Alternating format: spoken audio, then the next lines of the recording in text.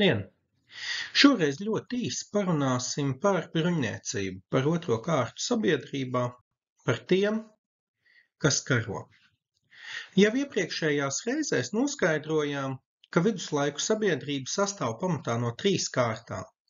Tātad tie, kas lūdz, pirmā kārta, tie, kas karo, otrā kārta, un tie, kas strādā, trešā kārta, jeb lielākoties tie zemnieki, amatnieki, tirgotāji.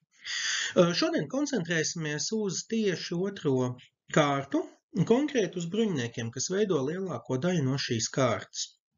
Jau iepriekšējās reizēs mēs ar jums izrunājām, ka viduslaiku feodālās sistēmas pamatā ir senioru vasaļu attiecības, kad zemes gabalu, lēni, valdnieks nodod saviem vasaļiem, tie savukārt tālāk saviem vasaļiem, tādā veidā kļūstot par senioriem. Un tie tālāk uz priekšu atkal saviem vasaļiem. Tādā veidā veidojot šo bruņniecības kārtu, kas arī veido valsts administratīvo un militāro mugurkaulu. Tātad, kas īsti ir bruņinieki? Bruņinieki ir smagi bruņoti karavīri. Dažādos viduslaiku periodos viņu bruņojums atšķirsies. Šeit jūs varat redzēt, piemēram, šeit pie apkaklas daļas ir ķēžu krekls, to pašu mēs varam redzēt arī šeit zemāk.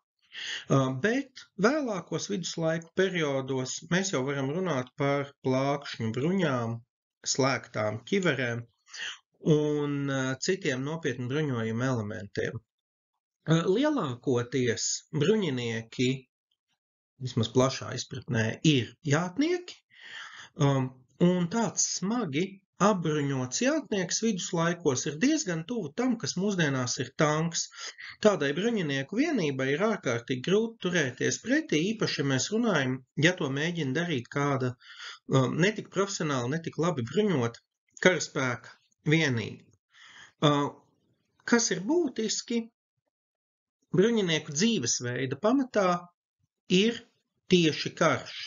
Tātad nepārtraukti treniņi, nepārtrauktas mācības, sevis pilnveidošana, līdz ar to bruņinieks ir ne tikai labi bruņots, viņš ir ārkārtīgi labi trenēts un labi motivēts karavīrs. Ja mēs skatāmies uz bruņinieku bruņām attīstītajos viduslaikos, tad jūs varat redzēt, ka tās visnotaļ pilnvērtīgi nosedz ķermeni. Ķiverei ir tikai nelielas atveres, lai mēs varētu uzskatīt, ka bruņinieks tātad spēja saskatīt. Dažādos laikos šīs atveres ir lielākas, citos mazākas, jo tālāk viduslaikos jau šīs atveres kļūst šaurākas. Viena no galvenajām bruņinieku bruņojuma daļām ir krūšu bruņas, kas tātad nosedz lielāko daļu dzīvībai svarīgu orgānu. Bet jo tālāk attīstītajos viduslaikos, jo lielāka vērība tiek pievērsta niansēm, bruņu plāksnēm, kas aizsargā paduses, elkoņus, rokas locītavus un citus svārīgākus elementus, jūtīgākas ķermeņa daļas.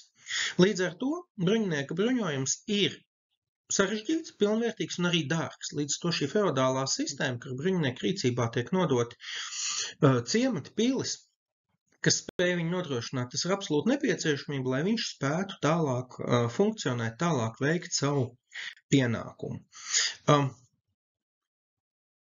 Visas bruņniecības un viduslaiku šīs sabiedrības daļas pamatā ir tieši bruņinieka solījums. Te būtu jāsaprot divas daļas. Viens ir seniora vasaļu savstarpējās attiecības, kur vasalis dod solījumu savam senioram.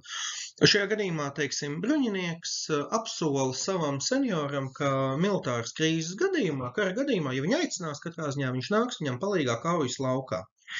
Bet bruņinieka solījums vēlāk viduslaikos nozīmē vēl vienu lietu, kas saistās drīzāk ar bruņnieciskumu un to, ko mēs saprotam ar vārdu bruņinieka kodeks.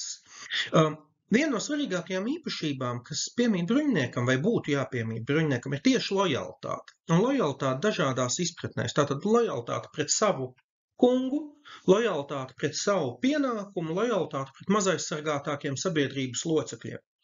Un šis bruņniecības kodeks tātad noteica to, kā bruņinieks drīkst rīkoties, kā viņam ir jārīkojas, ja viņš grib būt bruņinieks. Un kodeks ietver visdažādākās lietas, sākot ar to, kā viņam ir jāklausa un jāpilda savu solījumu, par to, kā viņam drosmīgi jāpilda savus pienākumus, kā jāuzvedās kaujas laukā, ko viņš drīkst, nedrīkst darīt gan kaujas laukā, gan miera laika apstākļos. Līdz to jāsaka, bruņinieku kodeks būtiski ietekmē bruņinieku dzīvi ne tikai kaujas laukā, bet tā tad arī ikdienā. Protams, ne visi un nevienmēr to ievēroja. Kā piemērs mēs mācījāmies, 4. krusta karš, kur kristīgie bruņinieki iebruka Konstantinopolē, kas nav laba kristīga bruņinieka, varbūt cienīgi, bet lielākoties viņi cenšas pie tā turēties. Kā viena no tādām spožākajām un varbūt redzamākajām izpausmēm bruņinieku ikdienai, bruņniecības periodā ir dalība turnīros. Šeit jūs varat redzēt dažus attēlus, kur mūsdienu rekonstrukcijas, kas ir viens no tādiem košākajiem piemēriem īstenībā tam, kas tad īsti ir bruņinieks. Viņš ir karavīrs, viņš ikdienā nepārtraukti trenējas, pilnveido sevi, kop savas bruņas, savu zirgu, tātad viņš pilnībā ir nodevis sevi kara vajadzībām.